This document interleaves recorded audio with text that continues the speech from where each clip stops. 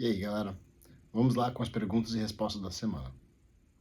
A primeira pergunta, na verdade, uma pergunta do Japa, foi da semana passada, que eu esqueci de responder.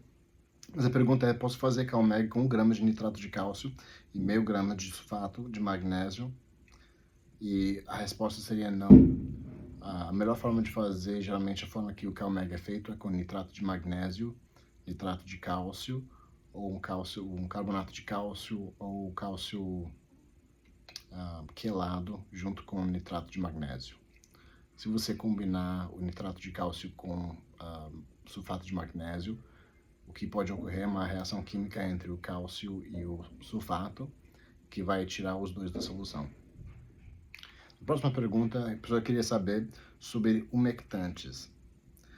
O Google traduziu que é necessário na rega automática e falava que nos Estados Unidos era o Yucca Powder, né? Que realmente o Yucca Powder é o que a gente usaria para fazer, né, um umectante no substrato.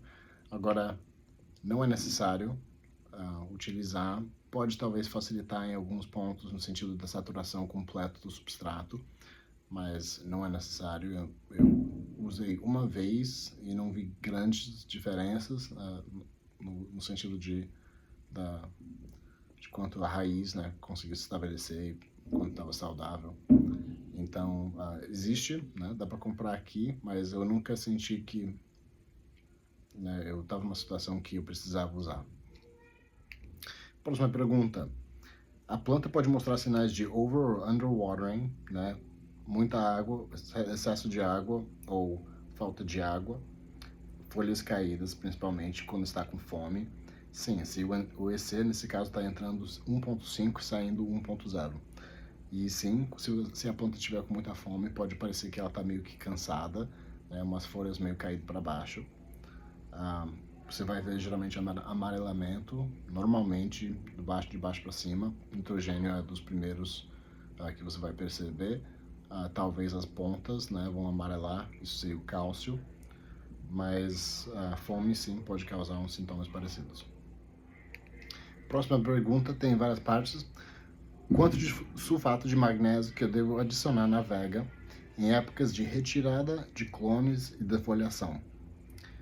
Então, quando você vai suplementar sulfato de magnésio, geralmente a faixa é de 1 a 5 gramas por litro. Tem situações que isso pode chegar até 10 gramas por litro, mas se está suplementando outro programa já, eu recomendo 1 a 5 gramas no máximo por litro. Agora,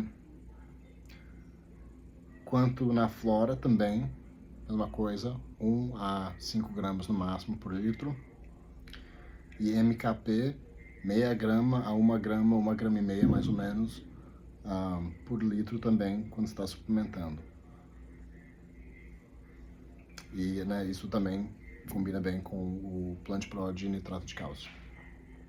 Próxima pergunta, também mais uma vez sobre o Plant Prod, né, 71127 e o nitrato de cálcio, quanto que precisa diminuir nitrogênio e cortar o nitrato de cálcio, e quanto de CalMag para adicionar na solução.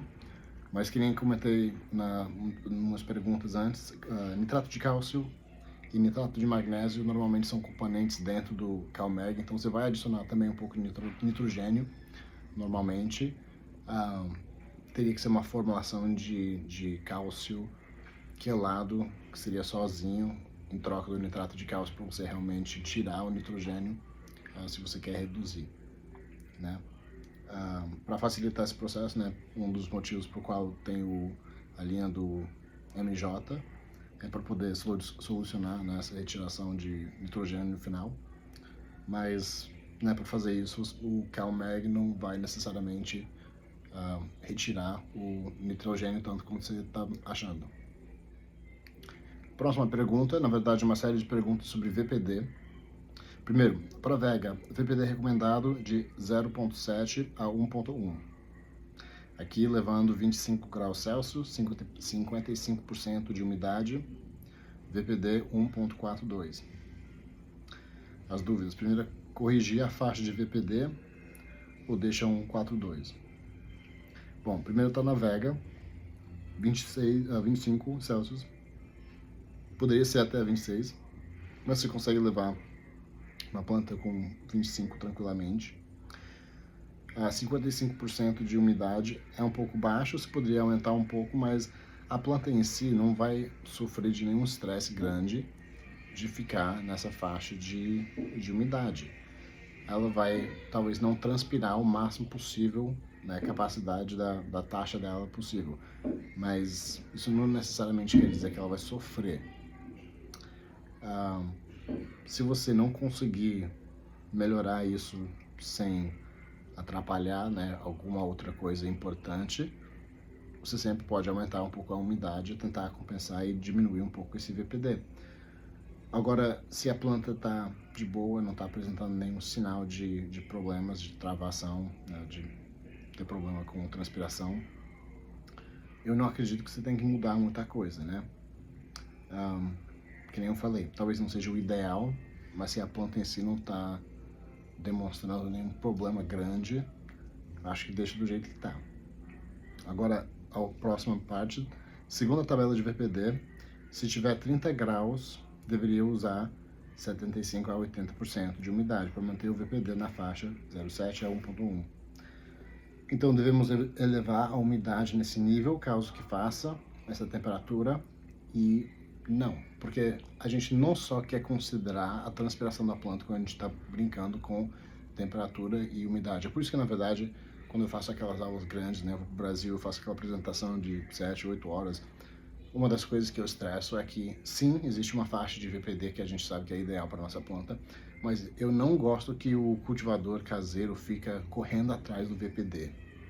Agora, se é uma coisa que você consiga chegar no VPD ideal através do seu cultivo e da forma que você cultivar, perfeito, né? Você conseguiu manipular um ambiente até um nível que é difícil, mas dentro das possibilidades. Agora, o que pode ocorrer, né, se você só procurando simplesmente aquele número de VPD, você acaba atrapalhando outras coisas. Você consegue manter o VPD, que é a relação entre temperatura e umidade, ideal, mas está fora da faixa do que a planta em si vai se responder bem, ou do que pode causar outros problemas, né, que nem poderia ser o fungo, ou outros problemas de patogênio que vai ocorrer se você manter uma umidade extremamente alta. Então, não fica só correndo atrás do VPD. Tem outros fatores que são importantes também. VPD somente olha a transpiração.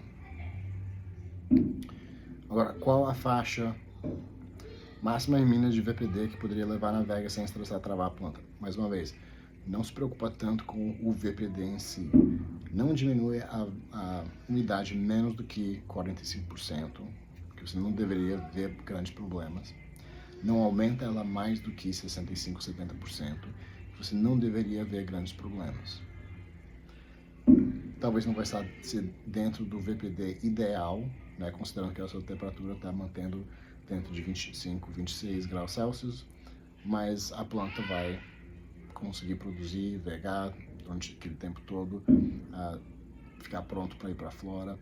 Eu duvido que você vai ter grande problema fisiológico com a planta por conta desse VPD.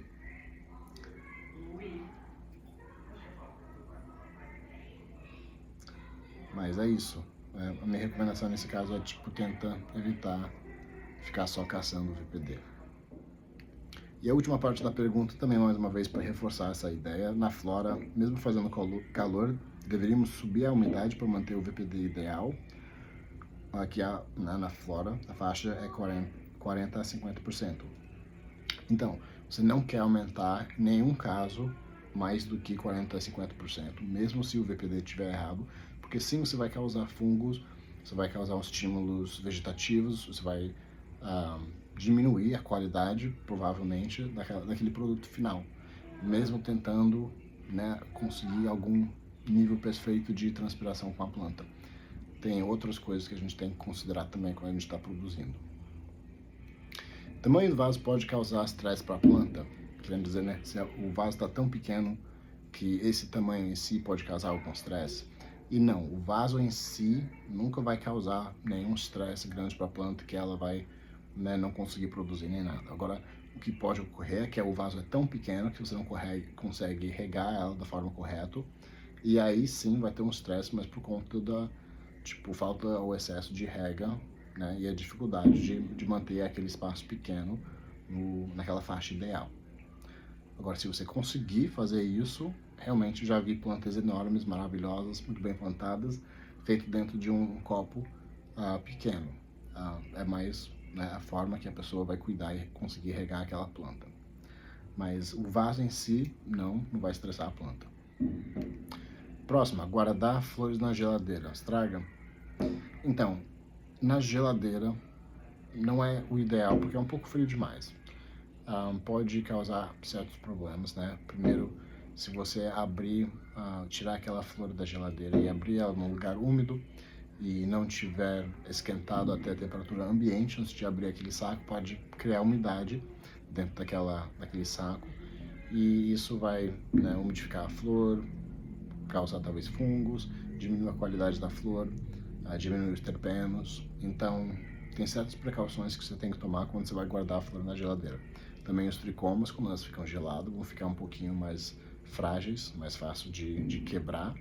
Então, mais uma vez, pode realmente diminuir nesse lado a qualidade. Agora, se você está realmente tentando preservar uma flor longo termo, selando ela de luz, né? Fechando ela da luz, selando a vácuo, colocando na geladeira, a melhor forma de preservar ela longo termo para quando você abrir aquele saco ter aquela mesma experiência de quando você fechou, né? Que é o oxigênio e a luz que vai, né, diminuir em grande parte os terpenos e aquela característica da flor. Mas é muito raro que a gente vai guardar a flor, né, dessa forma por muito longo termo e geralmente a gente está colocando na geladeira e retirando com frequência, né, geralmente para utilizar. E nesse caso não é recomendado. Agora, se é a única forma que você consegue manter sua flor seca, né, é melhor do que nada. Bom, agora sobre irrigação e crop steering. No intuito de não esticar tanto a planta nas primeiras semanas, devemos regar com menos volume e aumentar o dryback entre as regas no período noturno. Bom, nas primeiras semanas de flora, você pode aumentar os drybacks se você quiser. Tem muita gente que já inicia dryback bem no início da flora e tem gente que espera mais pra frente na flora para fazer os drybacks. Agora, tem muita gente que gosta de manter o nível mais saturado logo no começo e deixá-la mais no estado vegetativo no começo. Eu acredito que provavelmente deixar ela talvez na primeira semana um pouco mais saturada e logo depois iniciar os drybacks, né, cada vez mais intensos cada semana, seria provavelmente a melhor forma de fazer o dryback.